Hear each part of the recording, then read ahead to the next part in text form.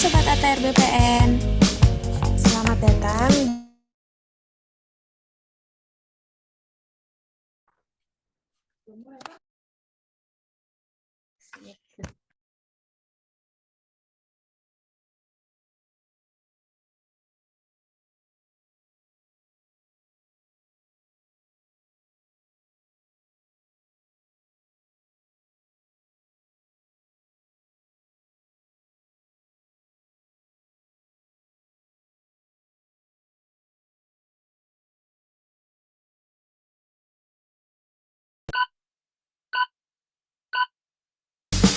Halo Sobat ATR BPN, selamat datang di Mabar.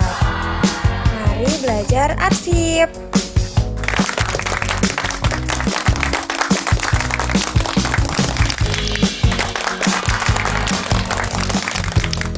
Selamat berpartisipasi dan semoga bermanfaat.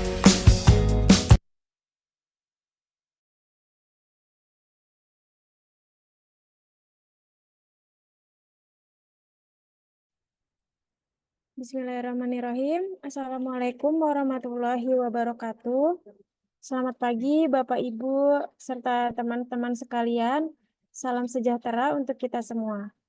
Selamat datang peserta Mabar hari ini. Perkenalkan, saya Gusni Minal Janati yang akan memandu acara pada Mabar episode 33 dengan tema sanksi pidana dalam Undang-Undang Kearsipan. Saya ucapkan terima kasih dan selamat datang kepada Kepala Bagian Tata Naskah dan Kearsipan, Ibu Lucy Komalasari, SSIT MAP. Selamat pagi, Ibu. Kepala Subbagian Kearsipan, Ibu Wahyuning Tias Kusuma Dewi, SSI. Selamat pagi, Mbak Tias. Pagi. Dan juga narasumber kita dari Arsip Nasional Republik Indonesia. Sebelum kita menuju ke inti kegiatan hari ini, saya mau mengecek kesiapan Bapak dan Ibu dulu nih. Saya ada games tentang tebak kata. Nanti di atas susunan kata akan ada clue berupa gambar. Semua istilah yang saya gunakan berkaitan dengan istilah-istilah dalam ilmu kearsipan. Kalau Bapak Ibu sering mengikuti acara Mabar, insya Allah Bapak Ibu sudah familiar. Baik, kalau begitu langsung kita mulai saja ya Bapak Ibu.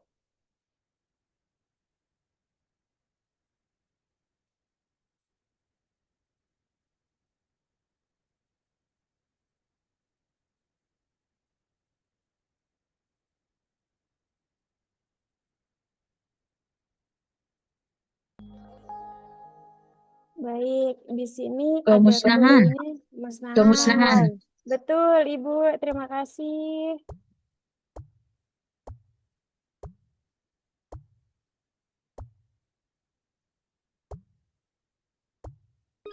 Betul. Oke, untuk pertanyaan selanjutnya.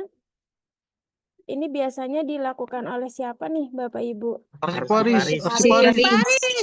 Betul. Arsiparis. Betul, Bapak Ibu. Semangat sekali ya, Bapak Ibu. Untuk pertanyaan selanjutnya, ini di sini ada seseorang yang sedang membenarkan Restorasi. Restorasi. Betul, Ibu. Terima kasih. Betul, Bapak. Restorasi.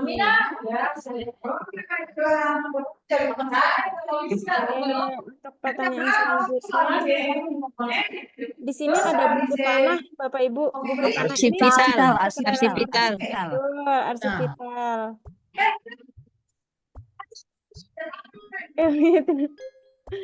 Cakep.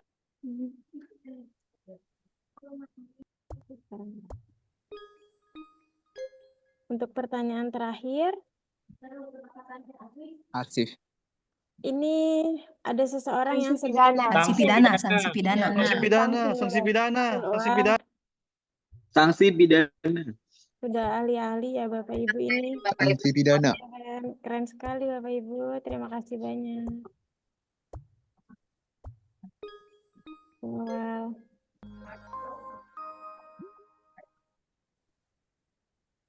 Pidana.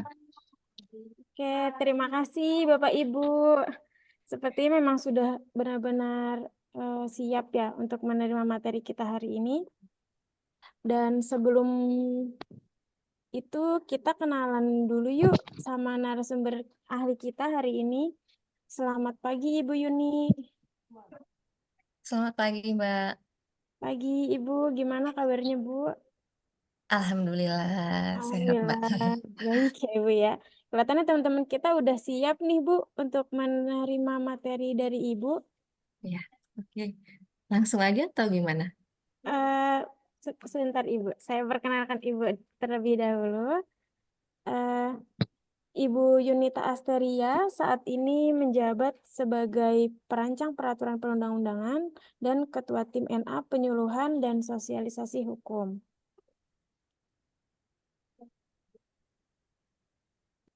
Beliau merupakan CPNS di Arsip Nasional Republik Indonesia tahun 2009, lalu menjabat pernah sebagai Kepala Subbagian Hukum dan Kerjasama tahun 2012 sampai tahun 2015. Ibu juga pernah menjadi Kepala Subbagian Perundang-undangan di tahun 2015 sampai 2020, lalu Subkoordinator Kelompok Perundang-undangan tahun 2020 sampai 2022, Ketua Tim Naskah Akademik RUU Kearsipan, Penyuluhan dan Sosialisasi Hukum, penugasan pada pembahasan RPP Manajemen ASN tahun 2024, dan penugasan pada PAK RPP Perlindungan Data Pribadi tahun 2024. Oke.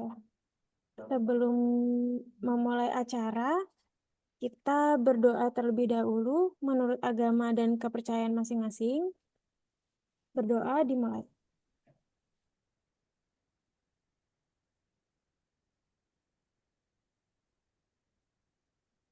Berdoa selesai. Baik, Ibu, kalau gitu kita langsung masuk ke materi aja ya, Bu.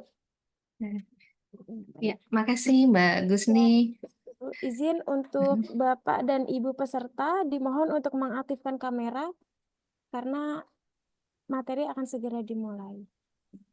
Ya. Saya persilakan kepada Ibu Yuni. Ya, makasih Mbak Gusni. Assalamualaikum warahmatullahi wabarakatuh. Selamat pagi, salam sejahtera, Om Swastiastu, Namo Buddhaya, Rahayu. Bapak dan Ibu, bagaimana kabarnya hari ini? Baik, Ibu. Baik, Baik. alhamdulillah. Cakep. Oh, gimana? Baik dan cakep ya, semoga dalam keadaan sehat dan berbahagia. Mengingat sekarang tanggalnya sudah sangat tua sekali ya, tanggal 26 Juni. Sudah sangat dan sekali. Sebelumnya saya mengucapkan terima kasih atas kesempatan yang diberikan kepada kami. Kami bersyukur dan berterima kasih, dan kepada Ibu Lucy dan Ibu Bayu tadi sudah hadir dalam Zoom ya, Mbak Gusni ya. Dan saya juga mewakili Arsip Nasional mengucapkan terima kasih karena BPN setia masih memberikan atensi kepada materi kearsipan sehingga kegiatan Mari Belajar Arsip di episode ke-33 pada pagi hari ini masih terlaksana. Iya, episode 33 ini kita akan membahas tentang sanksi Itu pun pidana belum aku rubah nih. kearsipan. Saya izin share screen ya. Baik, Ibu. Baik.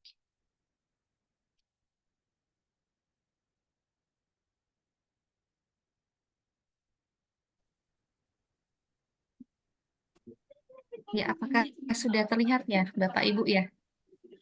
Terlihat, Ya. Ibu. Sudah, Ibu. Kalau kita mendengar kata pidana, sepertinya sudah terasosiasi dalam pikiran dan kepala kita itu selalu dengan jeruji besi ya, Bapak Ibu. Tapi ternyata sanksi pidana itu tidak hanya mengatur tentang pidana penjara, tapi ada juga pidana lainnya. Nah, sebelum kita masuk pada diskusi pagi hari ini, izinkan saya sedikit membagi pengantar yang dapat kiranya nanti dapat memicu diskusi apabila sesi tanya jawab dilaksanakan. Berbicara atau ngobrol tentang sanksi pidana kearsipan, kita akan menarik dan kembali pada pertanyaan apakah betul pelanggaran pada ketentuan Undang-Undang Kearsipan, yaitu Undang-Undang Nomor 43 Tahun 2009 tentang Kearsipan, itu dapat dikenakan sanksi pidana. Ternyata ada jawabannya, ada, dapat dipidana. Namun sebelum sampai pada instrumen tentang sanksi pidana, kita harus bicara dulu tentang hukum pidana. Sebagaimana kita tahu, hukum di negara kita ini tidak hanya ada hukum pidana, tapi ada juga hukum tata negara, hukum yang menginduki semua formula dan mekanisme hukum hukum yang berlaku pada suatu negara. Ada hukum administrasi atau hukum tata usaha negara, hukum yang mengatur tentang alat kelengkapan negara, pemerintahan dan tata kerjanya. Kemudian ada hukum perdata, hukum privat yang lebih mengatur hubungan hukum antara warga negara atau warga negara dengan pihak lain seperti pemerintah dan swasta. Hukum pidana adalah hukum atau aturan hukum yang mengikat perbuatan yang memenuhi syarat tertentu dan menimbulkan suatu akibat berupa pidana. Itu kata ahli yang namanya Mesger. Hukum pidana terdapat dua aspek, satu hukum pidana material dan hukum pidana formil. Hukum pidana material membicarakan tentang tindak pidana atau biasa kita dengar dengan kata delik, bisa juga disebut perbuatan pidana, bisa juga disebut peristiwa pidana. Lalu yang kedua akan membahas tentang pertanggungjawaban pidana, dan yang ketiga tentang pidana itu sendiri. Kemudian hukum pidana juga terbagi menjadi hukum pidana formil. Hukum pidana formil sebagaimana kita kenal dengan hukum acara pidana yang diatur dalam Kitab Undang-Undang Hukum Acara Pidana, Undang-Undang Nomor 8 Tahun 81 yang sampai saat ini masih berlaku, walaupun sekarang sudah ada KUHP baru ya Bapak Ibu, Undang-Undang Nomor 1 Tahun 2023 yang akan berlaku efektif pada tahun 2026. Hukum pidana itu juga membicarakan tentang perbuatan yang tidak boleh dilakukan atau perbuatan yang dilarang, kemudian menentukan kapan dan dalam hal apa pidana dapat diterapkan, dan menentukan bagaimana cara dilaksanakannya pengenaan pidana itu terhadap orang yang melanggar pidana. Sebagaimana yang telah saya sebutkan sebelumnya, pada pagi hari ini kita akan lebih membahas tentang pidana material, yaitu tentang tindak pidana, pertanggungjawaban pidana, dan pidana itu sendiri yang berkaitan dengan sanksi pidana kearsipan. Kalau ditanya apa sih tindak pidana itu, atau apa sih delik, atau apa sih perbuatan pidana? Perbuatan pidana menurut Mulyatno adalah perbuatan melakukan atau tidak melakukan sesuatu. Jadi tidak melakukan sesuatu juga dianggap melakukan gitu. Jadi diksinya adalah pasif. Perbuatan melakukan atau tidak melakukan sesuatu yang memiliki unsur kesalahan. Unsur kesalahan adalah unsur paling utama dalam pengenaan tindak pidana sebagai perbuatan yang dilarang dan diancam dengan pidana, di mana penjatuhan pidana terhadap pelaku dilakukan demi terpeliharanya tertib hukum dan terjamin kepentingan umum. Ini panjangnya demikian, tapi simpelnya kalau boleh saya bilang, tindak pidana adalah setiap perbuatan atau tindakan yang diatur dalam suatu peraturan perundang-undangan, dalam hal ini adalah undang-undang dan perda, karena hanya undang-undang dan perda yang dapat mencantumkan sanksi pidana, yang dikenakan sanksi pidana. Jadi saya ulang, tindak pidana adalah perbuatan yang diatur dalam undang-undang atau perda yang memiliki sanksi pidana.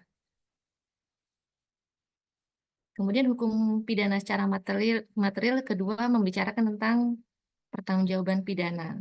Pertanggungjawaban pidana didefinisikan oleh para ahli sebagai suatu keadaan normal, psikis kita dalam keadaan normal, dan kemahiran atau kita berkompetensi yang membawa 3 macam kemampuan. Satu, mampu mengerti makna dan akibat dari perbuatannya sendiri, kita memaknai dan ada akibat dari perbuatan kita. Kemudian yang kedua, mampu menginsyafi perbuatan kita itu bertentangan dengan ketertiban masyarakat. Jadi kita paham, kita menghayati dan hikmat bahwa perbuatan yang kita lakukan apabila itu melanggar akan berdampak pada ketertiban masyarakat dan keseimbangan yang ada di dalam masyarakat. Kemudian yang ketiga adalah mampu menentukan kehendak berbuat. Ini yang dimaksud dengan mens rea. Mens rea kita mutlak terpenuhi apabila kita dianggap cakap hukum, eh, tidak ada sakit kejiwaan, dan kemudian sudah dianggap dewasa menurut hukum, itu maka mens rea dianggap mutlak terpenuhi. Berbicara tentang pertanggungjawaban pidana tadi juga telah disebutkan bahwa unsur utamanya adalah adanya kesalahan. Kesalahan ini eh, dapat dipahami bahwa kita mengetahui dan menghendaki, kemudian tidak ada alasan penghapus pidana, yaitu ada alasan pemaaf dan alasan pembenar. Alasan pemaaf itu diatur dalam pasal 44 KUHP, kita masih pakai KUHP yang lama ya Bapak Ibu, karena KUHP baru masih akan berlaku efektif di tahun 2026.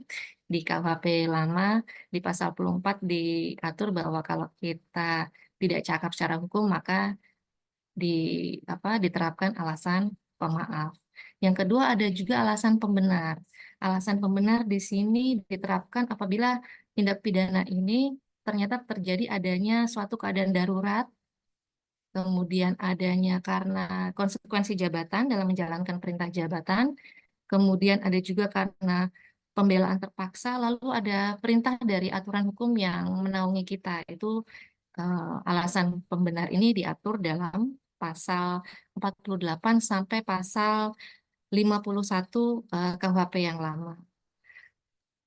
Kemudian selain itu, dua hal dalam hukum pidana material ini, tindak pidana dan pertanggungjawaban pidana memiliki hubungan kausalitas yang masing-masing saling menegakkan. Artinya tidak akan uh, muncul tindak pidana apabila tidak ada yang bertanggung jawab, dan sebaliknya tidak akan dapat dipertanggungjawabkan apabila tidak ada yang dapat bertanggung jawab. Yang dimaksud adalah bahwa hubungan kausalitas ini seseorang baru dapat dikenakan pidana apabila ia adalah satu-satunya kemungkinan yang memungkinkan terjadinya suatu pidana, dan dia cakap secara hukum dan memenuhi semua syarat dalam pertanggungjawaban pidana, baru diterapkan pertanggungjawaban pidana.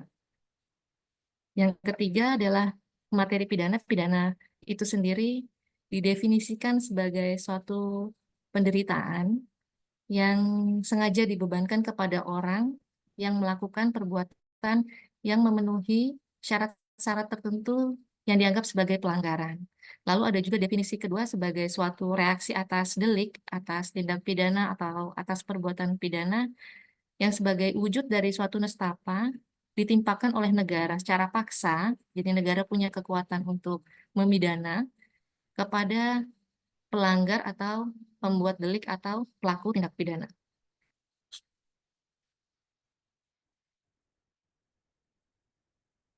Elemen-elemen dari perbuatan pidana itu sendiri adalah harus memiliki sifat melawan hukum dan dapat dicela atau memiliki unsur kesalahan. Kemudian kita juga bicara tentang jenis pidana. Jenis pidana ini diatur dalam pasal 10 KUHP dan diatur juga dalam buku 1 KUHP baru. Di pasal 10 KUHP lama mengatur dua jenis pidana, yaitu pidana pokok dan pidana tambahan. Hal ini yang sudah tidak lagi diatur dalam KUHP baru. Pidana pokok terdiri dari pidana mati, pidana penjara, pidana kurungan, pidana denda, pidana tutupan. Pidana penjara ini adalah untuk pelanggaran untuk penyimpangan terhadap tindak pidana, sedangkan kurungan untuk pelanggaran terhadap tindak pidana pelanggaran. Kemudian untuk pidana tutupan adalah pidana yang diterapkan pada tahanan politik yang saat ini sebetulnya sudah tidak lagi diterapkan.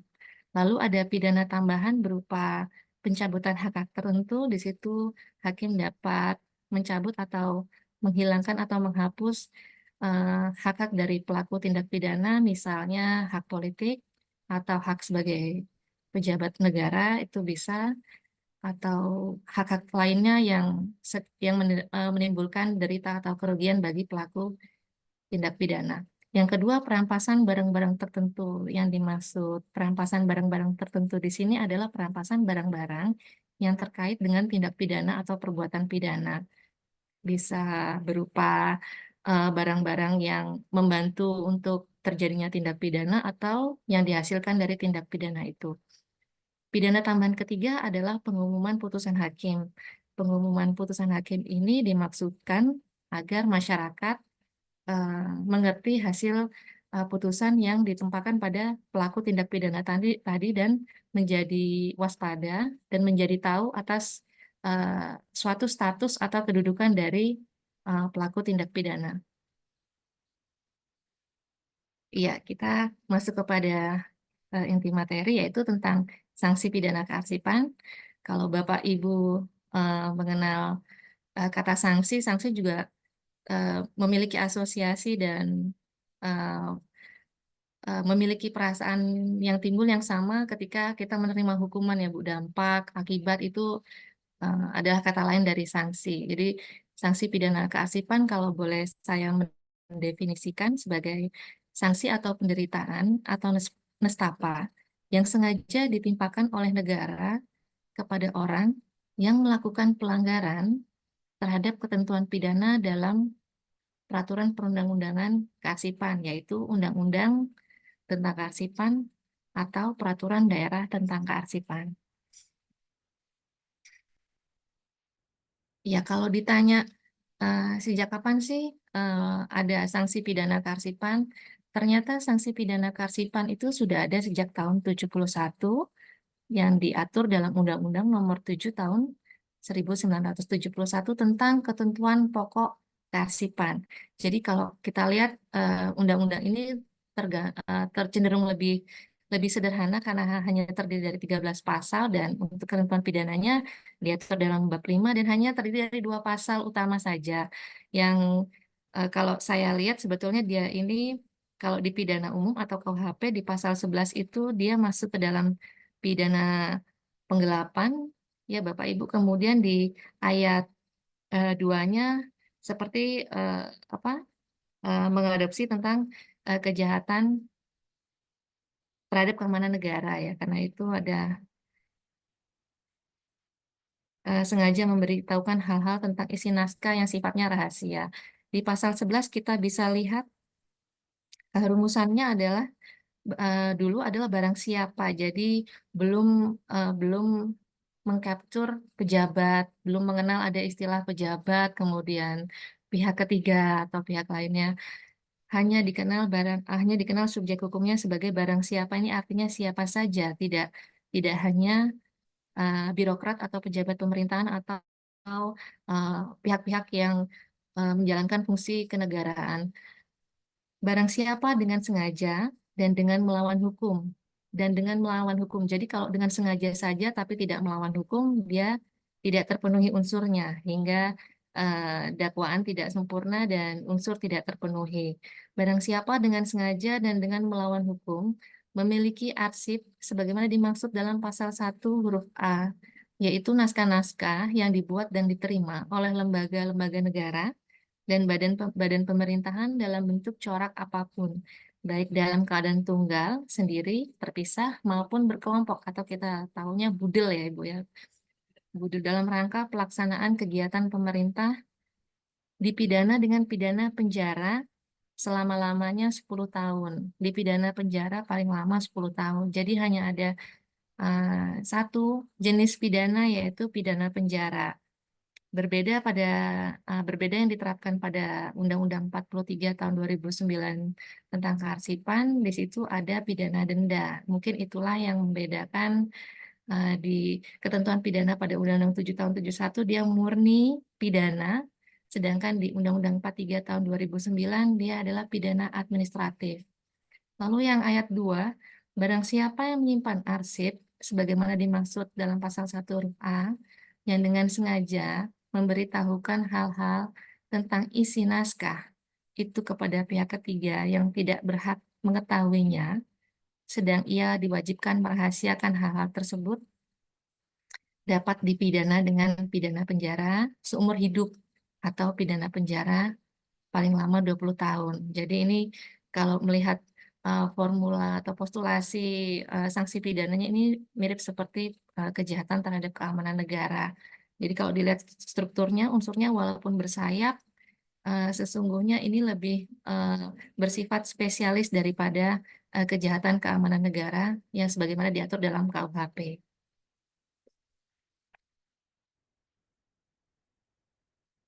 Iya, kita kita langsung masuk pada ketentuan pidana dalam Undang-Undang 43 tahun 2009 tentang kearsipan, di mana di ketentuan pidana ini lebih bercorak pidana administratif, bahwa selain ada sanksi administratif yang diterapkan pada pelanggaran-pelanggaran tertentu, tapi ada juga pidananya yang berkaitan dengan pasal 33, pasal 42 ayat 1, pasal 42 ayat 3, pasal 43 ayat 1, pasal 44 ayat 2, pasal 51 ayat 2, pasal 53, dan pasal 58 ayat 3. Jadi karakter dari sanksi pidana administratif ini adalah dia pidananya sebagai ultimum remedium, bukan sebagai premium remedium. Artinya sanksi pidana diterapkan ketika itu jalan satu-satunya yang harus dilakukan ketika tidak ada sanksi lain yang dapat diterapkan. Bukan sebagai sanksi utama dan pertama yang boleh diterapkan. Jadi kalau ada pilihan sanksi administratif, diterapkan dulu sanksi administratifnya, kemudian apabila ternyata pada penerapan dan evaluasi efektivitas sanksi administratifnya tidak berjalan sebagaimana mestinya yang dituju dalam tujuan penyelenggaraan kearsipan, baru dikenakan sanksi pidana. Dengan demikian bahwa sesungguhnya sanksi pidana dalam Undang-Undang Kearsipan dapat kita ketahui sudah tergolong berat.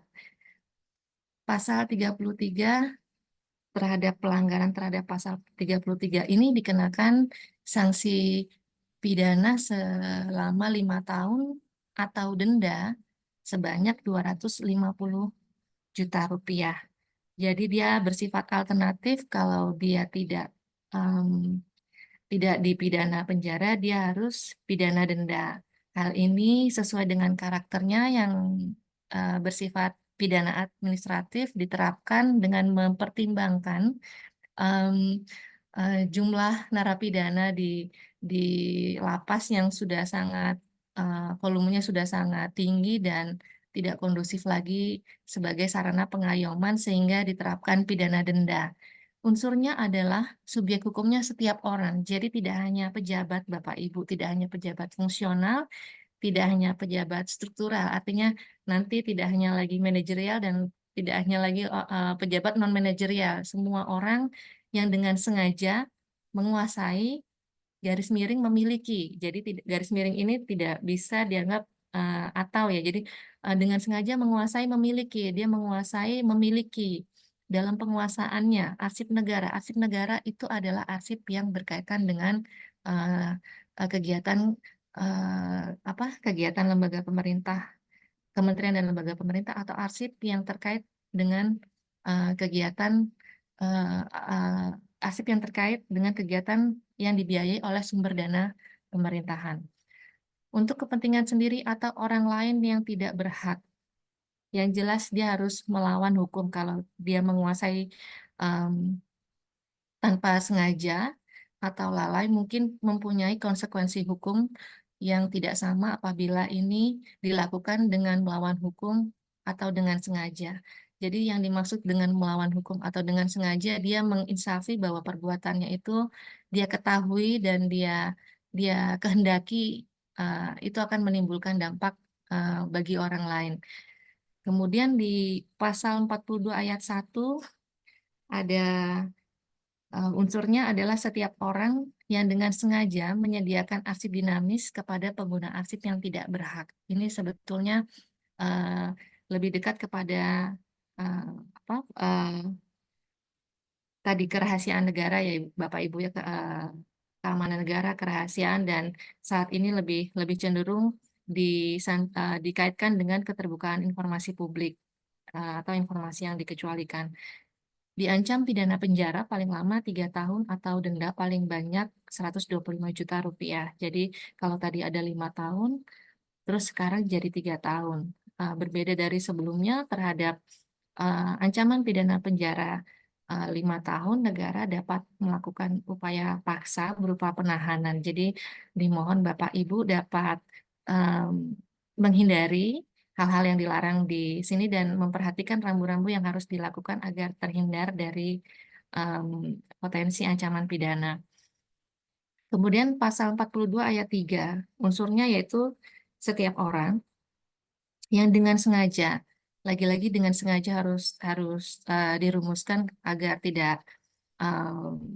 tidak terjadi pertanggungjawaban langsung, yang artinya baik sengaja maupun lalai tetap harus bertanggung jawab secara pidana, itu cukup berbahaya. Jadi setiap orang yang dengan sengaja tidak menjaga keutuhan, keamanan, dan keselamatan arsip negara yang terjaga untuk kepentingan negara. Entah ini definisi dari menjaga keutuhan dan keamanan juga termasuk merusak dan menghilangkan ya Pak Ibu ya. Merusak, lebih utama adalah merusak, dipidana penjara paling lama 1 tahun atau denda paling banyak 25 juta rupiah. Kemudian selanjutnya ada di pasal 43 ayat 1. Di sini unsurnya subjek hukumnya fokus kepada pejabat, baik pejabat struktural maupun pejabat fungsional yang dengan sengaja tidak melaksanakan pemberkasan arsip terjaga, diancam pidana penjara paling lama 10 tahun dan denda paling banyak 500 juta. Ternyata tergolong cukup berat kalau di pembobotan. Jadi kalau kita bisa lihat di konversi skor pembobotan dengan sanksi yang diterapkan di sini telah diformulasikan oleh para ahli ya dalam Seminar Nasional Hukum Pidana oleh DPR RI tahun 2023 di Jakarta. Ada pembobotan yang kemudian bisa kita konversikan kepada lamanya atau durasi ancaman pidana ditetapkan. Jadi tadi kalau kita lihat pidana dalam sanksi pidana di Undang-Undang Kearsipan berkisar antara 5 sampai 10. Jadi sudah masuk ke dalam bobot berat dan sangat berat. Jadi mohon hati-hati Bapak Ibu.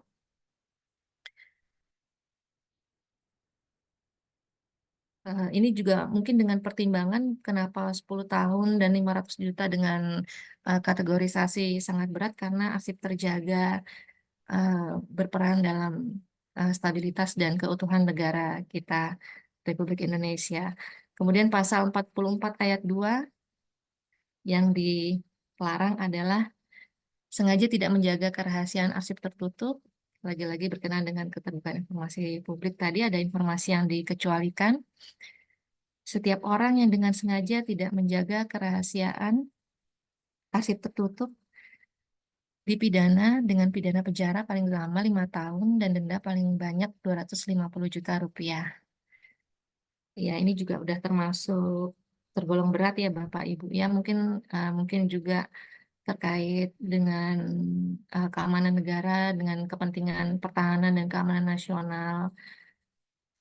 Kemudian ada juga di pasal 51 ayat 2, unsurnya adalah setiap orang, satu subjek hukum, kemudian deliknya adalah dengan sengaja memusnahkan arsip di luar prosedur yang benar.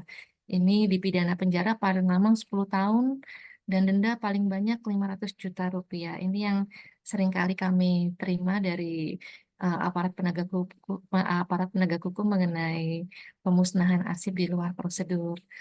Satu-satunya delik atau tindak pidana dalam Undang-Undang Kearsipan yang dapat berdiri sendiri. Artinya dalam menyusun berita acara pemeriksaan yang nanti diolah menjadi dakwaan, pemusnahan arsip ini selain bisa menjadi dakwaan sekunder atau alternatif, dia bisa dikenakan secara tunggal kepada pelaku tindak pidana.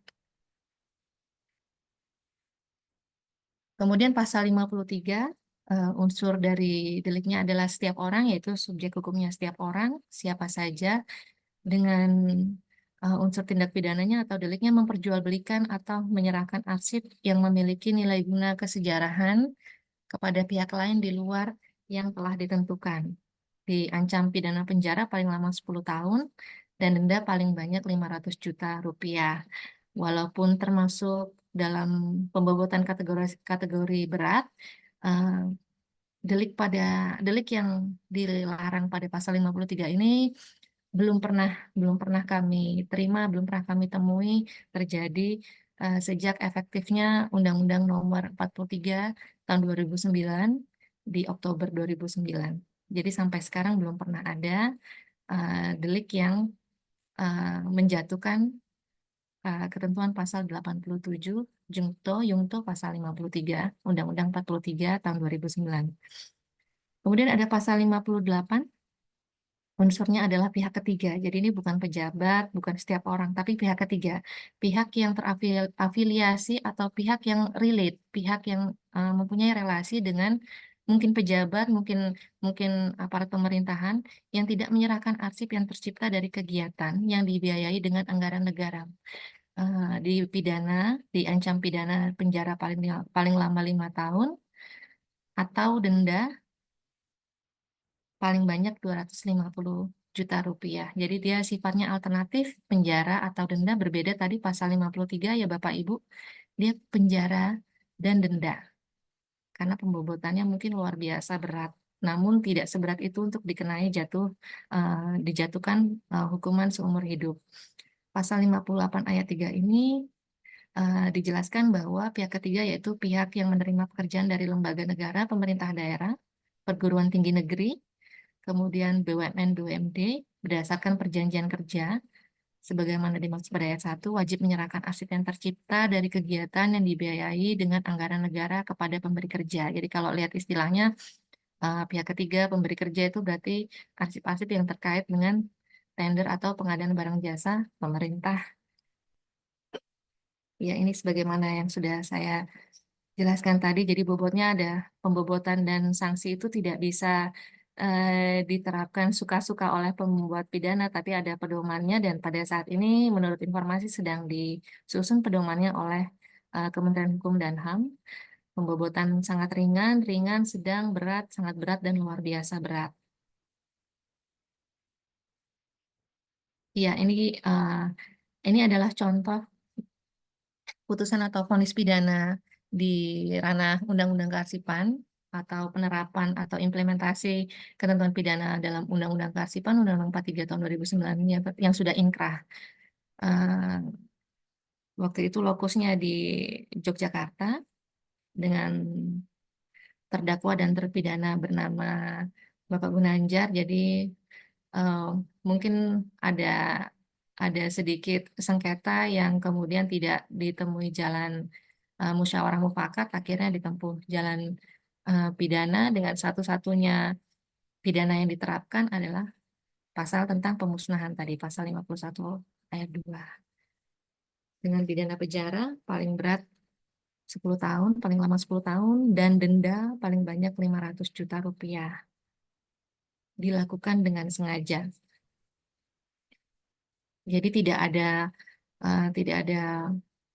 perbedaan konsekuensi. Kalau lalai kan bisa dikurangi sepertiga. Biasanya hakim memiliki pertimbangan mengurangi sepertiga dari ancaman pidana yang ditetapkan dalam peraturan. Ya, tindak pidana kearsipan as follow-up crime. Jadi dalam kriminalisasi kita ada istilah core crime atau predikat crime, lalu ada juga istilah follow-up crime. Follow-up crime merupakan kelanjutan atau tindak pidana kelanjutan dari tindak pidana asal sebagai sebuah upaya untuk menyembunyikan atau menghilangkan kejahatan asal atau semula. Itu core crime atau predikat crime. Contohnya seperti kejahatan korupsi, mau menghilangkan jejak korupsinya dia harus money laundering, itu contoh paling sederhana. Jadi kejahatan tindak pidana pencucian uang sebagai follow up crime dari tindak pidana korupsi sebagai core crime. Nah, di tindak pidana kearsipan ini, contohnya tindak pidana kearsipan sebagai follow up crime adalah dalam hal kejahatan perbankan. Kami sering sekali menerima kasus-kasus bantuan hukum yang ranahnya lingkupnya sekitar kejahatan perbankan. Jadi ada semacam penyimpangan data nasabah, kemudian ditutup dengan pemusnahan tidak sesuai prosedur. Jadi kejahatan perbankannya yang tunduk pada undang-undang perbankan sebagai core crime atau predikat crime, kemudian follow up crime-nya adalah tindak pidana kearsipan.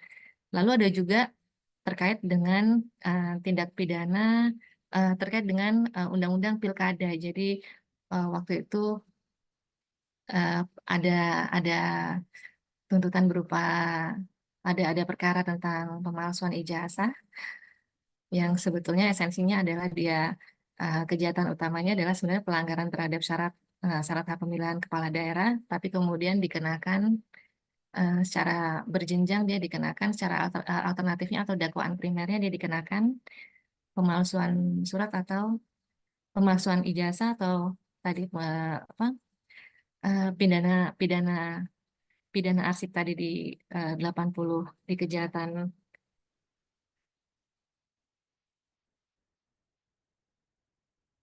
yang menguasai memiliki arsip negara untuk kepentingan pribadi atau sendiri. Jadi tidak terbukti dia memiliki ijazah pada masa itu. Jadi dikenakan kepada si bakal calon kepala daerah ini. Sementara itu mungkin itu dulu yang bisa saya sampaikan. Mohon demikian adanya Mbak Agus nih bisa dilanjutkan dengan sesi tanya jawab ya.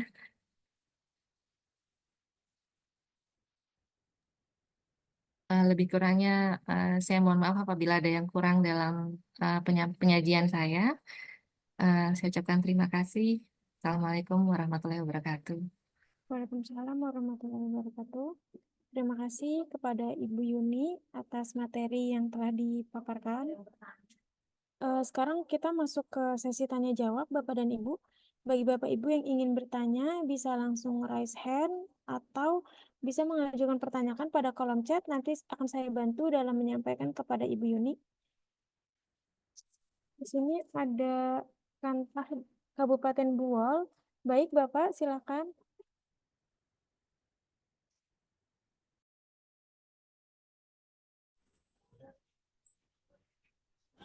Halo.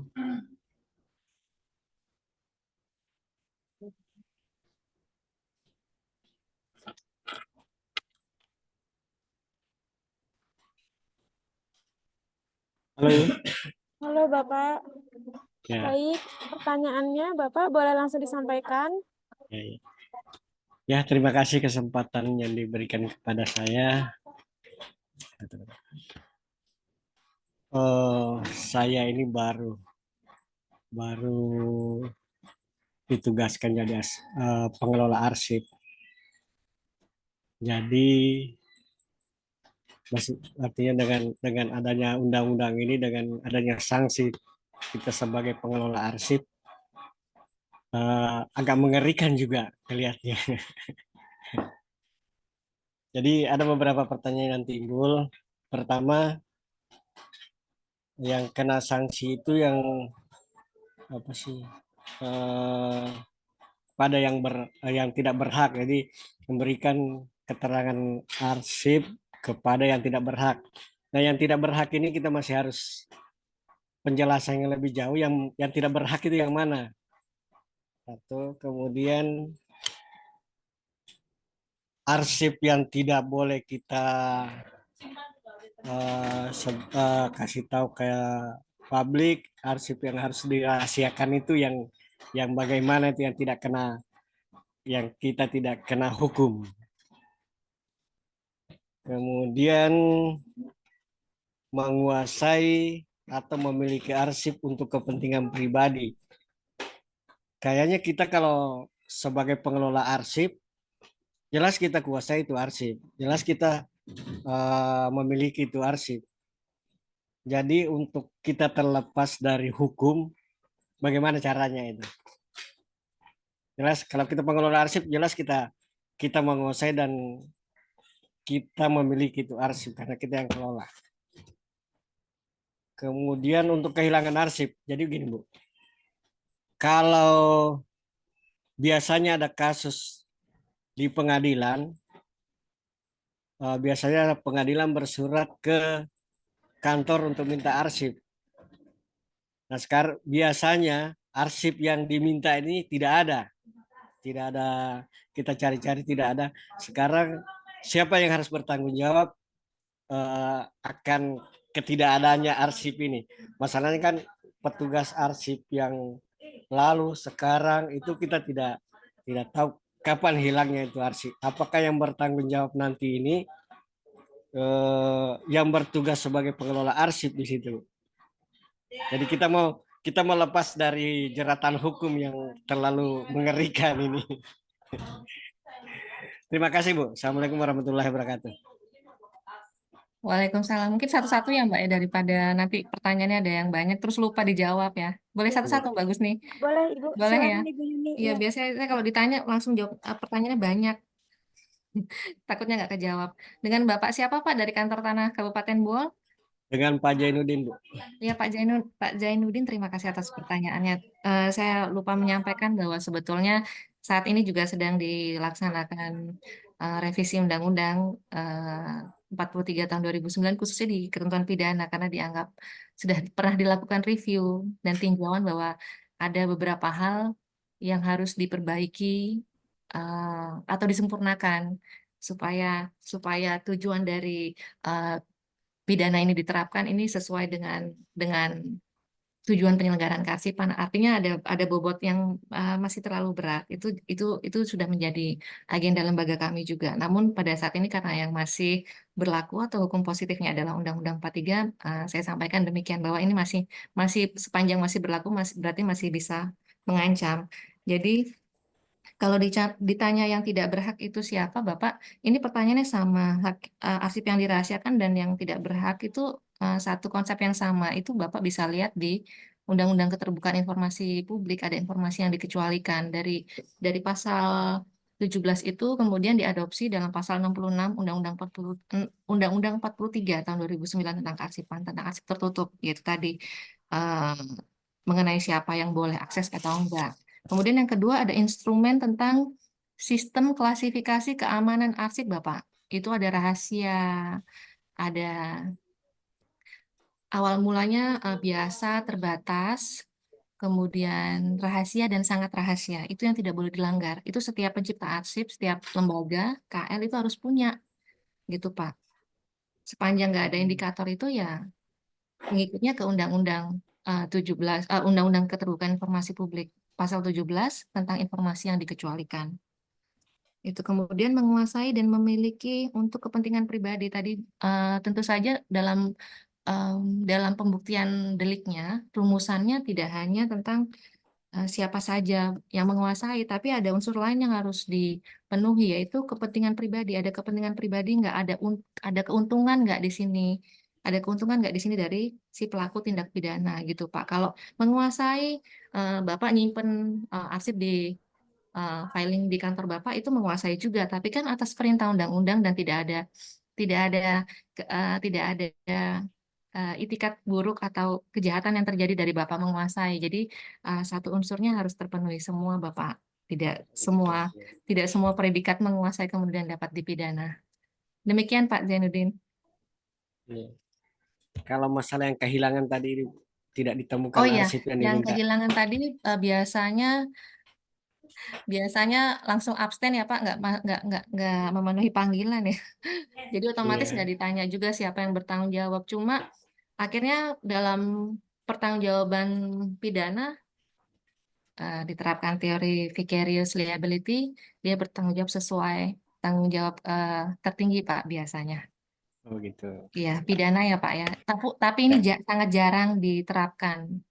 Kembali lagi tadi, ini sifatnya adalah pidana administratif, diterapkan apabila tidak ada pilihan lain dan menjadi jalan terakhir. Artinya, kalaupun ada permasalahan di intern, lebih mengutamakan sanksi administratif apabila diperlukan. Begitu, Bapak. Makasih Bu Terima kasih, Pak. penjelasannya. Ya. Iya. Baik, terima kasih kepada Bapak Zainuddin dan jawabannya Ibu Junita. Lalu untuk pertanyaan selanjutnya, apakah ada yang ingin bertanya? Di kolom chat Mbak ada atau ada lagi yang resen? Baik, untuk di kolom chat ya Ibu. Izin bertanya berkenaan dengan warkah yang tidak ada sejak pendataan terakhir dilakukan, yaitu pendataan di tahun 2008, sedangkan warkah tersebut sedang dalam permasalahan. Siapakah yang harus bertanggung jawab, Ibu Junita? Ibu.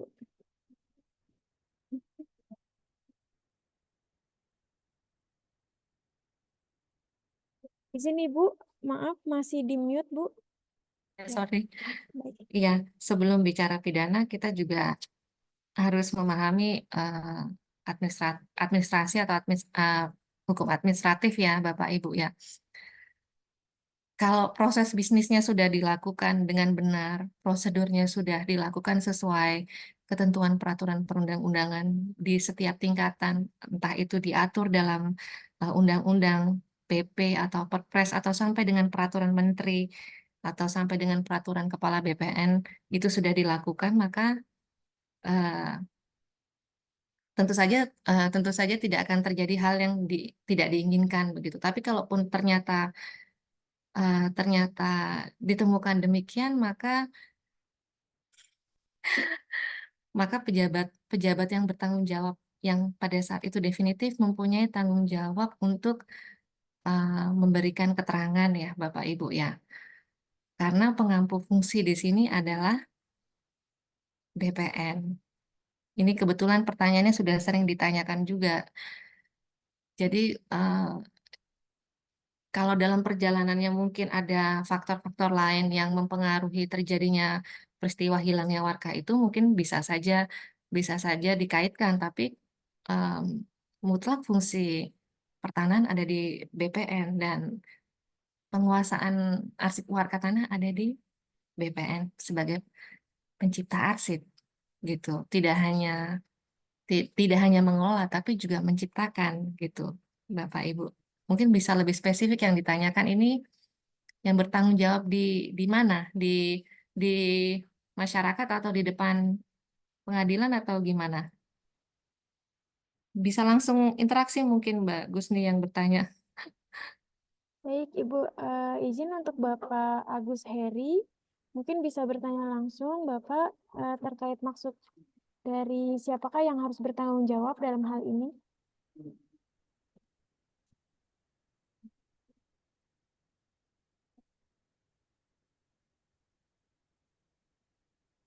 Kalau nggak ada respon, mungkin bisa ke pertanyaan selanjutnya, Mbak. Baik, Ibu, Iya. terima kasih kepada Bapak Agus Heri untuk pertanyaannya. Di sini kita ada Bapak Danu, Bu, untuk Iya, Pak bertanya. Danu, silakan Pak Danu. Silakan Bapak Danu. Terima kasih, Bu Moderator. Mohon izin. Izin Mbak Gusni, saya boleh ikut ini ya.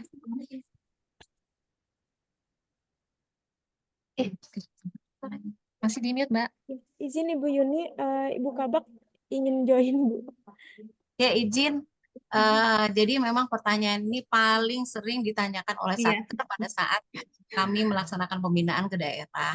Terutama masalah kasus-kasus yang ada di Kantah ya, di kantor pertanahan. Kasihan sih. Iya, Ya, kasihan. Pak, kepada Gimana, ya? para pengelola arsip yang ada. Iya. Karena memang kementerian kami, Bu Yunita, pada tahun 2023 dan 2004 baru mempunyai arsiparis. Sementara di tahun-tahun sebelumnya hanya pengelola arsip yang kita SK-kan personil-personil yang terlibat dalam pengelola arsip. Nah, jadi pertanyaan ini selalu muncul setiap kami ke daerah melakukan pembinaan. Ibu, ini arsip yang zaman dahulu kala kan kita nggak tahu nih pengelolaannya gimana, Bu. Memang Iya. kami maklumi ya di zaman dahulu memang belum sebagus sekarang penataan arsipnya dan untuk mengatasi bahaya-bahaya ataupun kerusakan arsip pun kita minim pengetahuan zaman dahulu. Nah, itu memang mungkin Bu ya waktu saat perpindahan arsip atau mungkin karena pemekaran kantor pertanahan, beberapa arsip harus di-split ke kantor pertanahan baru sehingga dalam perpindahan arsip itu ada beberapa arsip yang mungkin hilang atau memang belum ketemu aja gitu. Iya, Karena ngelag memang ya Bu. belum didata sehingga hari ini memang luar biasa warkah pertahanan itu banyak sekali dan jutaan warkah pertahanan. Nah, jadi kami juga bingung Bu, mau menjawabnya seperti apa karena memang arsip kan memang tidak boleh hilang. Iya, Tidak boleh hilang karena warkah merupakan arsip vital dan bersifat permanen kalau di JRK. iya, Nah, kami juga mungkin ada masukan Bu sebagai apa sih pegangan bagi para pengelola arsip kami ini. Apakah nanti dalam menjawab biasanya permintaan dari pengadilan, dalam permintaan pengadilan, apakah kita boleh menyatakan bahwa arsip kita hilang? Karena memang arsip itu nggak boleh hilang ya Bu ya. jangan Bu ya. Iya, Pernyataan seperti itu atau dari bukan atas nama pengelola arsip tapi dari atas nama kantor iya, pertanahan iya. atau atas nama kanwil yang mengelola arsip gitu Bu. Karena kasihan kalau secara personil ya karena mereka dari zaman dahulu tidak tahu apa-apa mengenai alur pengelolaan arsip. Jadi apakah bisa seperti itu Bu? Terima kasih Bu sebelumnya. Mungkin bisa didengar oleh seluruh satker yang ada di Indonesia ya. Terima kasih Bu. Iya Ibu, Bu Ulan ini sebetulnya juga Ya, kami dengar, Bu. iya. Ini dilema problematik ya Ibu yang belum belum kami temukan solusinya untuk mengamankan sesama aparat birokrat ya Ibu ya. Karena gimana juga kita kan punya korsa ya Ibu, jiwa korsa. Jangan kalau bisa jangan menjerumuskan ya Ibu ya. Apalagi berhadapan dengan kekuasaan yudisial kan hakim itu kan kekuasaan yudisial kita eksekutif. Kalau bisa apa jiwa korsanya tetap solid gitu. Eh, kalau kalau di sepanjang kami menerima permasalahan seperti ini, biasanya kami menjawab dengan arsip itu masih diolah, Ibu. Masih diolah gitu.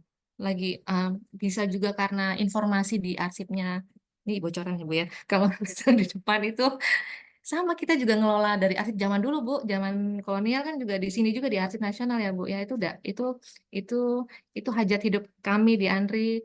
Terus kemudian kalau kita bilang nggak bisa dikasih juga nggak hilang juga tapi ada gitu kan ada nih kita bilangnya masih diolah gitu Ibu. Dan terhadap itu informasinya nggak bisa juga disajikan. Kemudian kewajiban untuk hadir di otomatis jawab di depan muka pengadilan juga terhambat ya karena tadi masih diolah itu untuk kepentingan kepentingan yang lebih lebih lagi lebih penting lagi karena ada menyelamatkan nilai guna kesejarahan tadi kan Ibu jangan sampai bisa dipakai di pengadilan tapi nanti hilang gitu udah rusak gitu itu sih sementara yang di sini menerapkan kalau misalnya ini karena nggak bisa serta-merta kita bilang hilang kalaupun nanti tadi ada yang bertanya gimana sih di hukum acaranya kalau pas pada saat kita ditugaskan di layanan itu nggak bisa menyajikan ya hakim nanti dalam dalam menentukan kesalahan itu ada di siapa tentu saja tidak serta-merta langsung asal nunjuk dengan oh yang ada siapa itu dipersalahkan tidak mungkin juga dirunut pada masa penugasannya apakah ya tadi masa Warkat ini udah dari zaman kapan ada di situ, terus masa pejabat barunya yang dikenakan sanksi ya. Saya pikir juga. Dan selama ini apakah sudah pernah ada pidana diterapkan karena tidak dapat menyajikan warga tanah? Belum kan Sepanjang Ibu? pengetahuan kami belum ada Belum sih, Bu. ada, Cuma iya. di pengelolaan arsip agak menjadi beban tugas ya, Iya, karena iya. kita harus menjawab seperti apa nih ke pengadilan. Ya, Selama ini masih diolah. kebanyakan kantah menjawab dengan surat pernyataan dari kepala satker yang menyatakan bahwa arsip belum ditemukan. Bahasanya belum ditemukan Belum karena ditemukan, iya. iya karena masih dalam proses Iya, itu penemuan. Jadi iya. kita menentukan bahasa yang tepat lah untuk menjawab surat-surat dari pengadilan. Iya, sebetulnya kan juga belum ditemukan itu juga menunjukkan bahwa ketidakmampuan kita memenuhi pembuktian ya Ibu ya, tapi paling tidak menyatakan sesuatu yang menyinggung dari rumusan pidana tindak pidana dan menjadi blunder buat kita sendiri sudah kita melakukan tanggung jawab pengelolaan tapi juga masih dipersalahkan terhadap keberadaannya yang existing gitu. Dan ini juga yang menyebabkan nanti di ketentuan pidana dalam revisi undang-undang akan ada perombakan besar-besaran, Ibu. Selain memang setelah berlakunya Undang-Undang 1 tahun 2023 KUHP baru, dirasa tadi juga ternyata pembobotannya termasuk yang berat gitu loh, 5-10, kemudian denda 500 juta itu udah double beratnya gitu. Jadi sudah kami tinjau juga per akhir tahun kemarin dengan pakar pidana bahwa terutama tadi yang menghilangkan itu yang beban-beban yang dibebankan kepada pejabat itu harus dipertimbangkan untuk diubah demikian. Namun sementara untuk mengantisipasi yang tidak diinginkan dari kami demikian Bu Wulan. Kalau dari kami biasanya menyebutnya masih diolah gitu. Tapi kami nggak bisa pakai frasa belum ditemukan karena nggak bisa bilang belum ketemu ada semua di sini ya. Paling bilangnya belum diolah. Sementara mungkin itu Ibu yang mungkin kalau nanti ke depan ada inovasi baru, bukan inovasi lepas dari celah dari jerat hukum, tapi mengamankan kita sesama rekan aparat birokrat ini mungkin bisa kami sampaikan per kesempatan pertama melalui Direktorat Karsipan Pusat Pak Imam Bulantano. Demikian Bu Wulan, mungkin sekian Ibu, mohon maaf kalau kurang mendekati ekspektasi.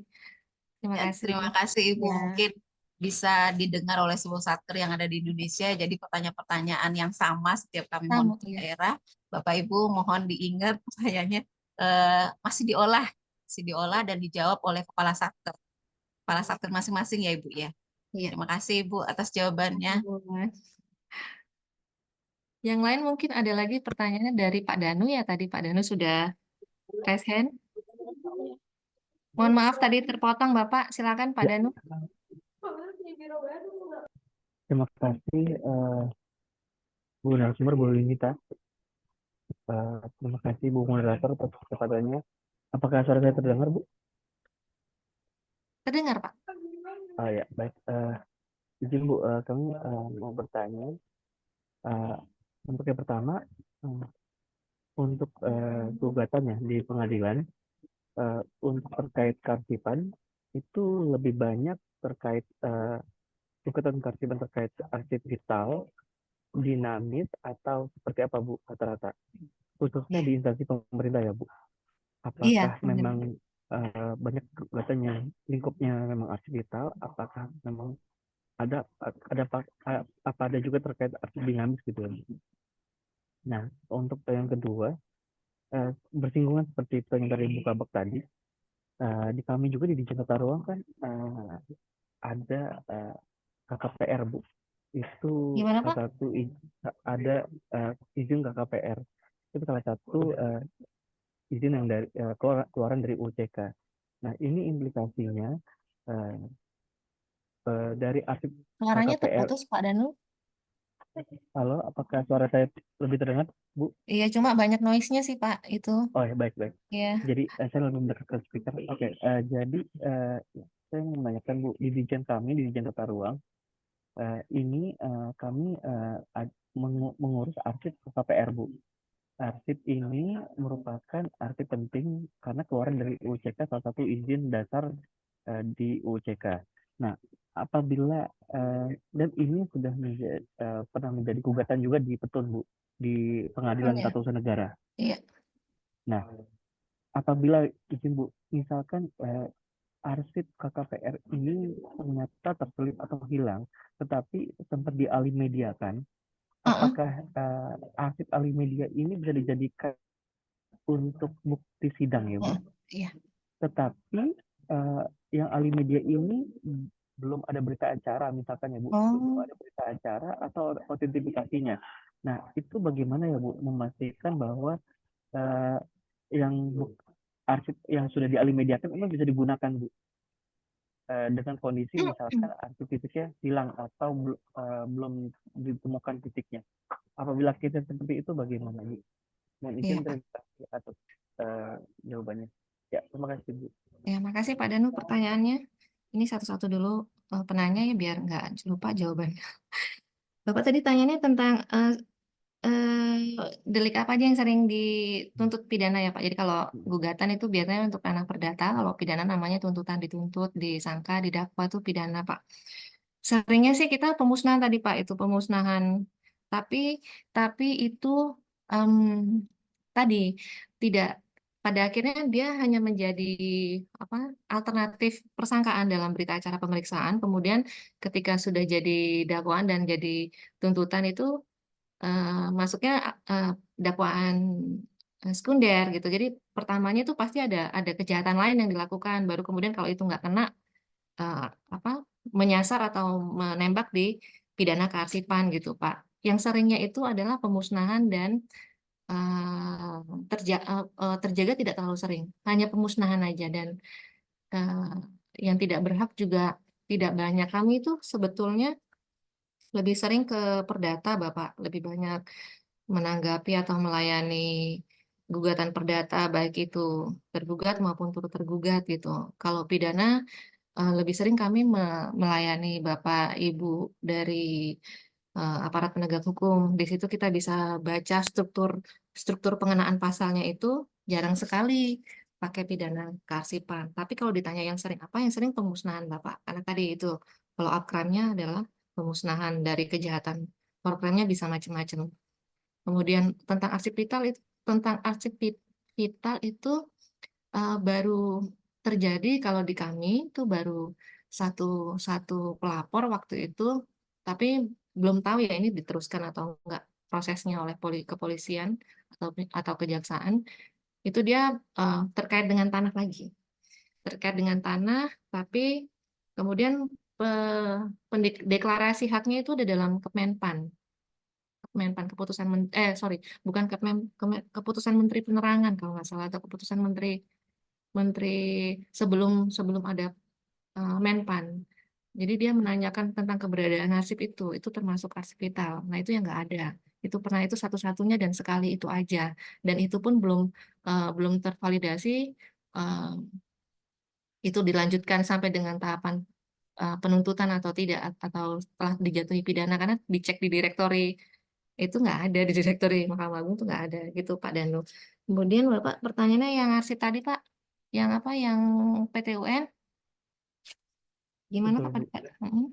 Jadi apakah arsip yang sudah dialimediakan Oh ya, media ya tetapi Pak. Ya tidak jadi ada berita acaranya atau ini autentifikasinya, Bapak, ya apakah bisa dijadikan bukti sidang, Bu?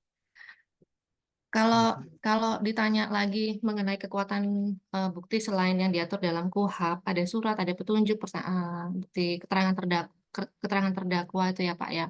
Sama seperti yang pidana umum deh, kayak kemarin kejahatan, terus kejahatan pembunuhan, terus ada bukti CCTV, itu pun kan sebetulnya bukan bukti utama seperti surat ya Pak. Dia lebih kepada petunjuk bagaimana hakim membangun keyakinannya melalui pengetahuannya dia, cakrawalanya hakim. Jadi di sini kalau diyakini dan diyakini bahwa tadi arsip alih media tadi kan dia berarti arsip apa tuh? Arsip elektronik ya Pak. Arsip elektronik. Kalau Bapak bisa menunjukkan ke pengadilan itu beserta playernya, dan itu kan berarti kan kita menghadirkan arsip itu sebagai bukti elektronik ya Pak. Apa, sebagai arsip elektronik, maka buktinya bukan surat ya Pak, tapi lebih ke petunjuk. Beda lagi kalau itu di print atau dicetak jadinya selembar dan terwujud sebagai surat. Itu pun saya tidak tidak apa tidak yakin itu akan dianggap sebagai surat, karena tadi hmm, tidak valid ya Pak, karena dia hasil cetakan ke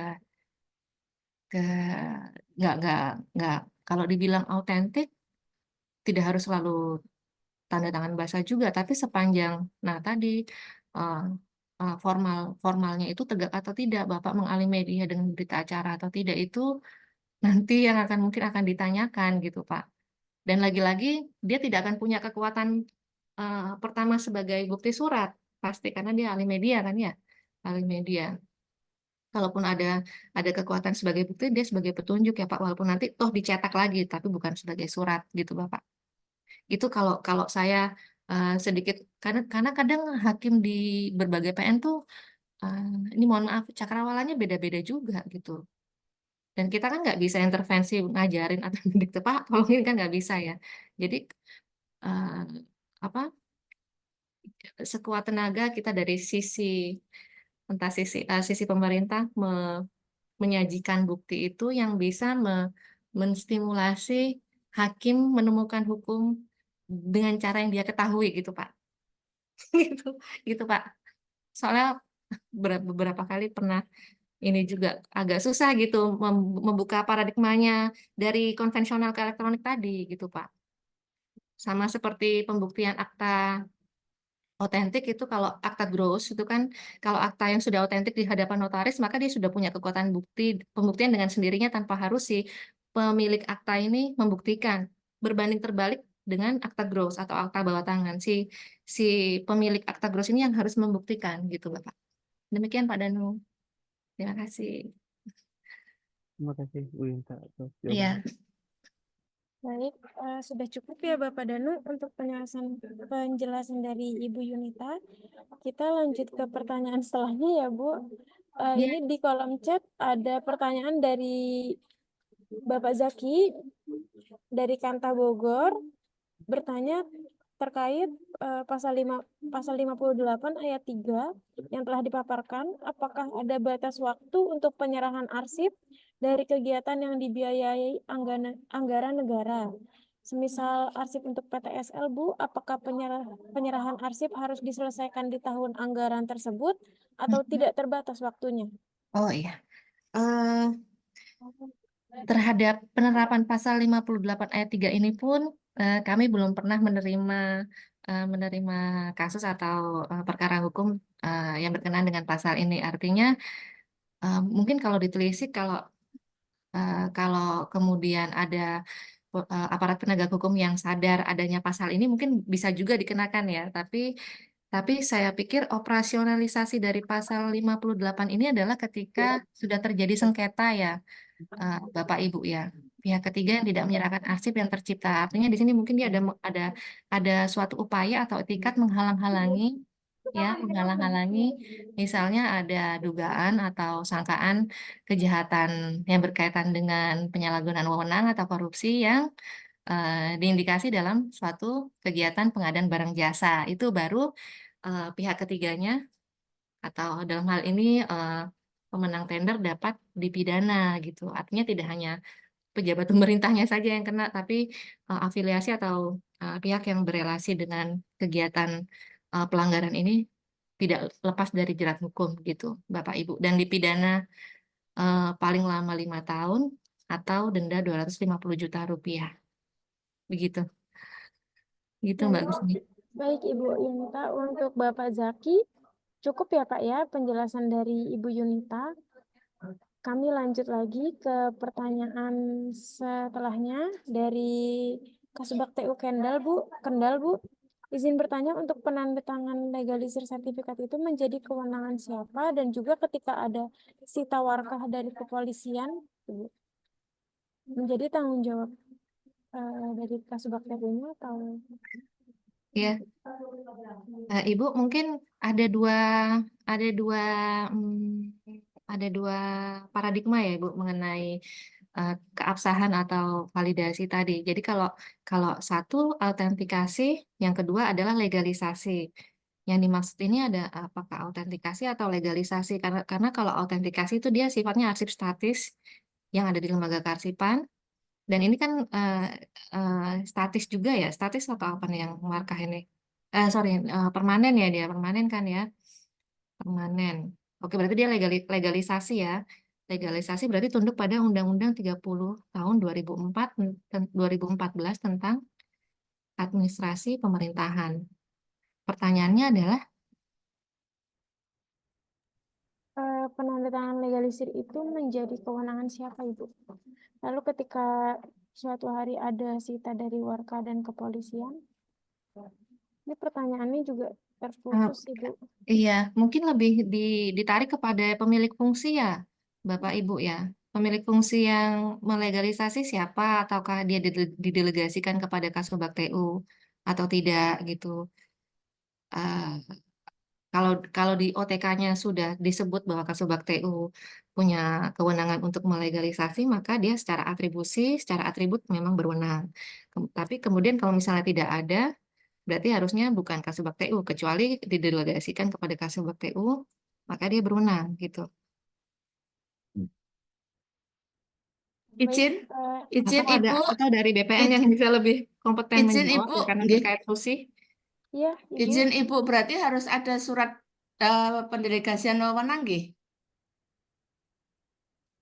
Karena kalau di SOTK-nya secara implisit tidak disampaikan penandatanganan warka dan legalisir dan sebagainya Ya, tidak ya Ibu, ada. ngapunten Ibu. Mungkin yang lebih berkompeten menjawab bagian dari organisasi dan tata laksananya Kementerian ATR BPN ya Ibu ya. Kalau kami Iya.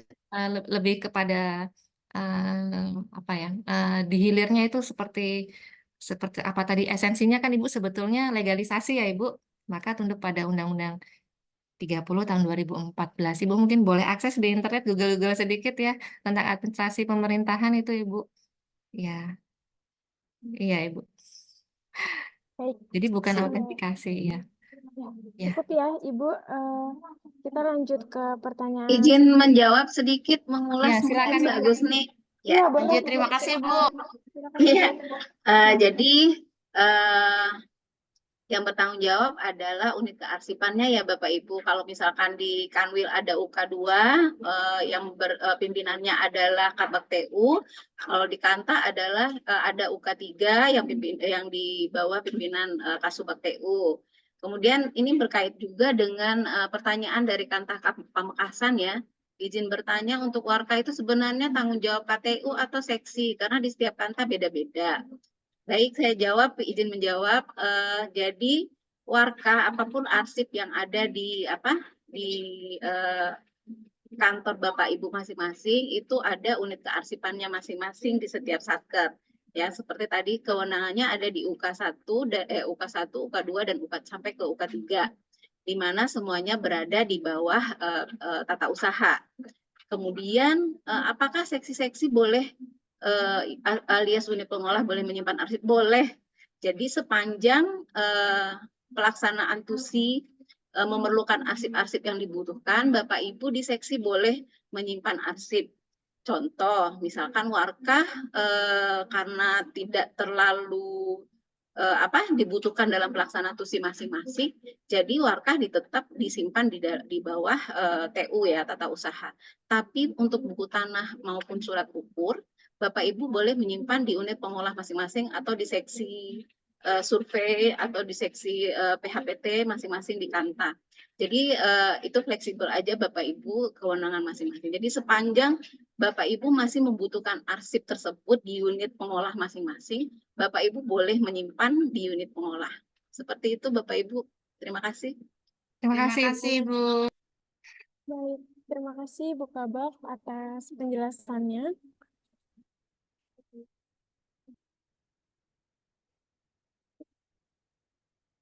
Berikut kami share screen untuk kewenangan legalisirnya ya Bapak Ibu. Mungkin bisa di screenshot.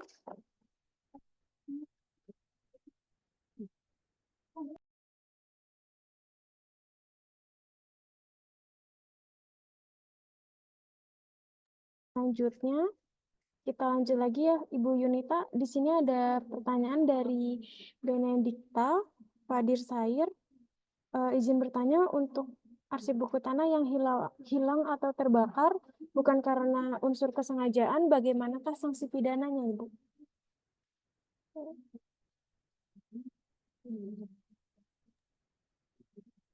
Terbakarnya karena kecelakaan ya Bapak Ibu harus dipastikan dan biasanya dibuktikan oleh tim forensik ya. Kalau terbakar karena musibah itu namanya force majeure, jadi tidak dapat dikenakan sanksi pidana. Itulah tadi kenapa ada alasan penghapus ya, bahwa memang bukan dalam mens rea kita untuk menghendaki itu terjadi gitu. Namun demikian perlu dibuktikan juga penyebab kebakaran tadi kan dia ada tim forensiknya dan dapat dihadirkan di depan pengadilan gitu.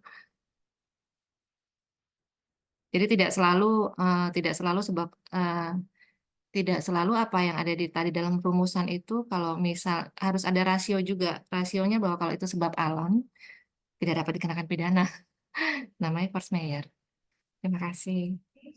Baik, terima Terima kasih kasih. Ibu Tasnia. Terima kasih Ibu. Untuk pertanyaan selanjutnya ada dari Bapak Robiko Irsan. Izin bertanya, unsur-unsur apa sajakah yang dapat menjerat seseorang dikenakan pasal pemalsuan dokumen kearsipan? Lalu, apa tindak pidana pemalsuan surat-surat jika ada oknum yang terlibat di dalamnya? Saya, Bu.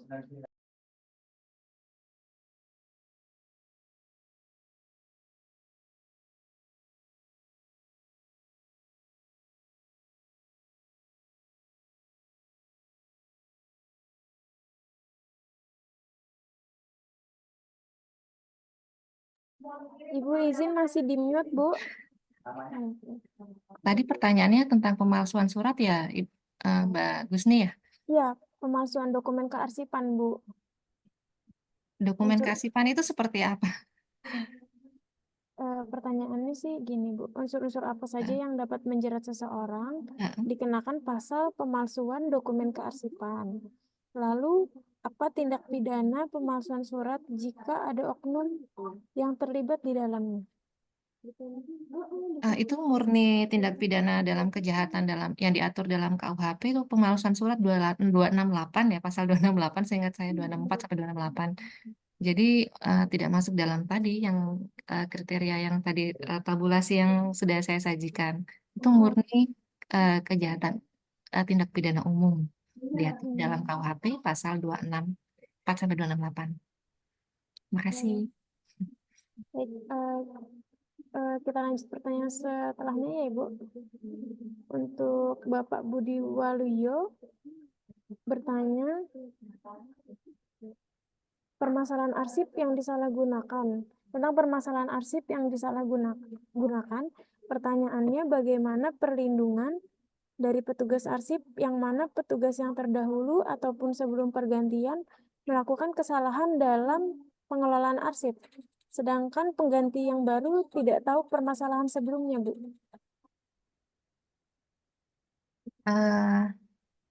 Contoh realnya apa ya, Bapak Ibu ini? Apa kejadiannya seperti apa? Karena kalau dari penalaran sederhana, otomatis yang bertanggung jawab ya petugas yang ditugaskan pada saat arsip itu dibuat atau disusun atau diolah ya, bukan terus petugas yang hadir di hadapan Bapak Ibu terus kemudian dipersalahkan atau baru menjabat terus kemudian dipersalahkan. Ada penelusuran di situ, ada proses pembuktian. Jangankan sampai dengan proses pembuktian di pengadilan, pada saat pemeriksaan pun kepolisian akan menghimpun bukti-bukti itu apakah memenuhi unsur atau tidak begitu. Jadi realnya kasusnya seperti apa dulu begitu. Karena masih bias tadi dari narasi yang ditanyakan gitu, menyalahgunakan kemudian kok arsip dalam penguasaannya bisa disalahgunakan, ini arsip apa gitu kan, harus ada apa logikanya juga ya, kok bisa menyalahgunakan gitu tuh, ini arsip apa dulu gitu ya. Terima kasih Ibu Yunita. Mungkin untuk sesi tanya jawab ini kita sudahi dulu ya Bapak Ibu, mengingat waktu kita yang terbatas. Terima kasih untuk peserta yang sudah bertanya dan untuk jawabannya dari Ibu Yunita. Setelah ini saya serahkan kepada rekan saya yang akan menampilkan games Kahoot. Silakan Mbak Tian. Terima kasih Bu. Terima kasih. Bapak dan Ibu, untuk saya share untuk Kahoot-nya.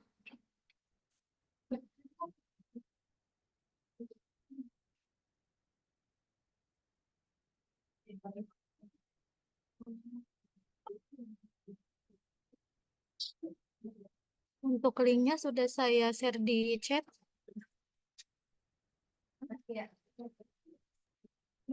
Linknya ada di chat ya Bapak Ibu. Silakan untuk join. Di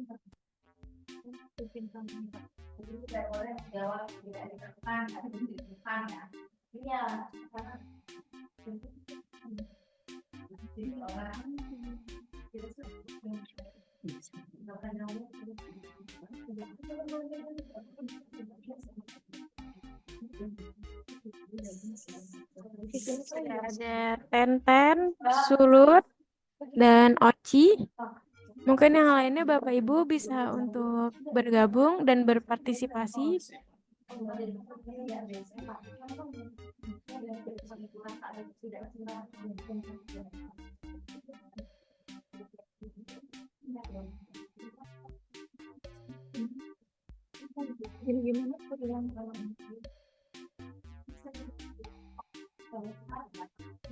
Udah. Ya, di sini udah lumayan banyak yang join ya Bapak Ibu.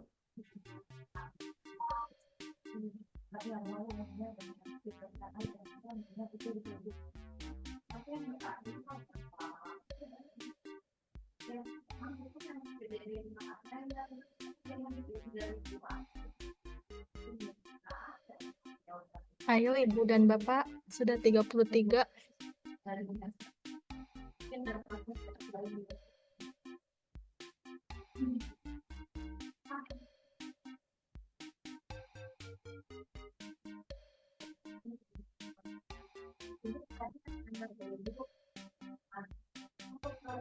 Sudah 45 nih Mbak Tian. Mau kita mulai kiraan berapa menit lagi Mbak? Mungkin tunggu sampai ini masih bertambah bagus nih. Oh iya, Sampai Mbak. berapa menit lagi ya? 1 menit kelamaan ya? 2 menit aja ya Mbak. Oh, 2 menit aja ya. Oke. Silakan join Bapak Ibu.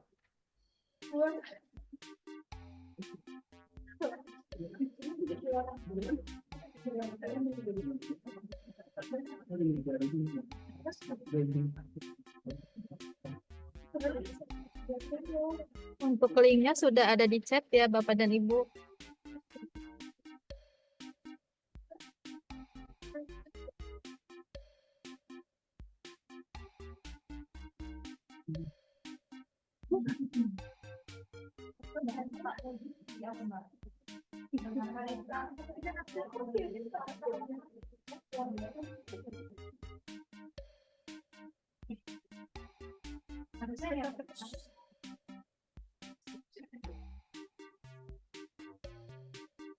Sepertinya sudah mandek. Bagus nih, kita mulai saja ya.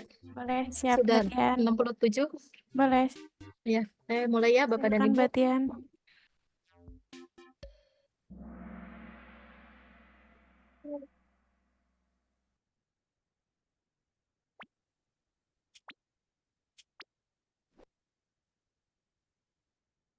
Ini soalnya undang-undang yang menjelaskan ketentuan pidana dalam bidang kearsipan adalah, ayo dipilih yang pertama Undang-Undang 43 tahun 2009, kedua Undang-Undang 28 tahun 2009, yang ketiga Undang-Undang 28 tahun 2012, yang terakhir Undang-Undang 43 tahun 2012. Ya, ini benar sekali. Jawabannya Undang-Undang 43 tahun 2009. Tapi di sini masih ada yang salah ya. Kita lihat untuk ininya. Nah, ini Abina. Ini Abina yang mendapatkan peringkat pertama. Selamat ya buat Pak Abina. Untuk selanjutnya, setiap orang yang dengan sengaja memusnahkan arsip di luar prosedur yang benar akan dipidana penjara paling lama, yaitu ada 5 tahun, yang kedua 1 tahun, yang ketiga 3 tahun, yang keempat 10 tahun. Kira-kira yang mana nih Bapak dan Ibu?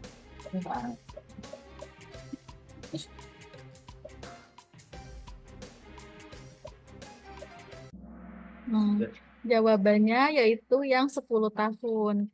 Kita lihat di sini apakah masih Pak Abina yang peringkat pertama. Oh ya, Ternyata masih Pak Abina. Selamat ya Pak Abina. Kita lanjut soal berikutnya. Aturan hukum yang mengikat perbuatan yang memenuhi syarat tertentu dan menimbulkan suatu akibat berupa pidana adalah yang pertama hukum sangkata, kedua hukum perdata, yang ketiga hukum pidana, dan keempat hukum perkara.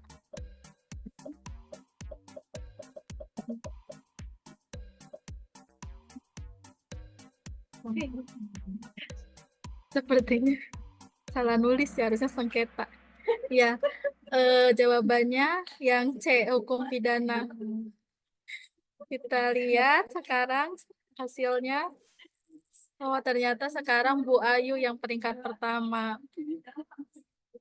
Selamat, Bu Ayu. Selamat ya Bu Ayu. Selanjutnya, soal selanjutnya. Di bawah ini merupakan contoh pidana pokok kecuali pertama penjara, kedua perampasan barang-barang tertentu, ketiga mati, keempat denda. Ini yang bukan ya Bapak dan Ibu.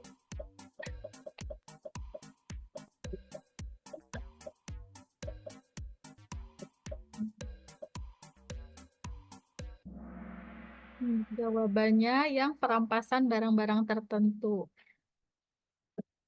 Kita lihat.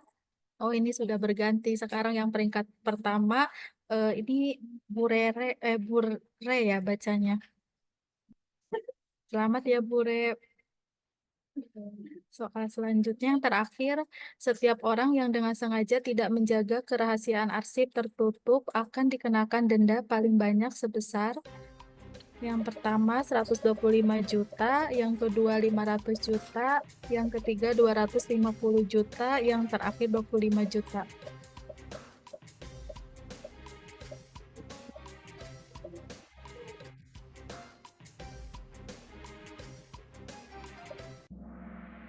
Untuk jawabannya yang sebesar 250 juta. Kita lihat siapakah pemenangnya. Yang peringkat ketiga ada Bure, peringkat kedua Bu Ayu, yang peringkat pertama siapa ya kira-kira? Oh, Pak Abina. Selamat Pak Abina. Peringkat ke-1. Sekian Kahoot dari saya kembalikan lagi ke Bagus nih. Terima kasih Bapak dan Ibu sudah mengikuti Kahoot. Terima kasih Mbak Tian untuk kuis Kahoot-nya. Ya, sama-sama.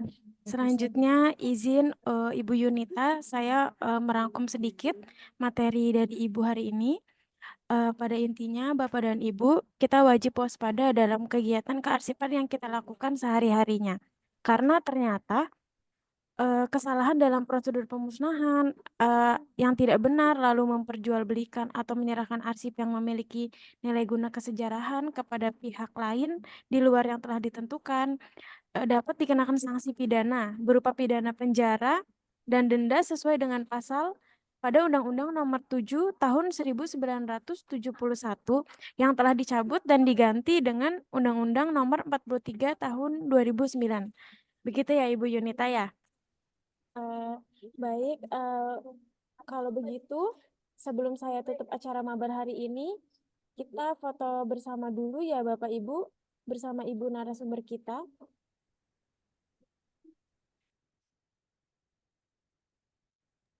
Salam arsipnya jangan lupa Mbak Gusni. Baik Ibu, kita sama-sama salam arsip ya. Baik, untuk slide pertama. 1, 2, 3. Baik, slide selanjutnya. 1, 2, 3. Slide ketiga. 1, 2, 3. Oke, terima kasih Bapak Ibu. Baik, semoga materi yang disampaikan Ibu Yuni pada hari ini dapat kita terapkan pada kegiatan rutinitas kita sehari-hari ya Bapak dan Ibu. Saya mewakili teman-teman penyelenggara, mohon maaf untuk segala kekurangan dan kesalahan. Kami pamit undur diri. Selamat siang Bapak dan Ibu. Wassalamualaikum warahmatullahi wabarakatuh. Waalaikumsalam warahmatullahi wabarakatuh. Terima kasih Bu Mbak Yunita. Gusmi, Bu Kasih, Bu. Yunita. Terima Iya, Ibu kasih Lucy, Bapak dan Bu Ibu. Wahyu. Ya, Mohon maaf tadi saya salah sebut Ibu Wulan. Iya, Ibu. Terima kasih, Ibu. Mohon maaf kalau ada yang kurang atau ada yang ya, mau. terima kasih Bu. Terima kasih Bu Yuni.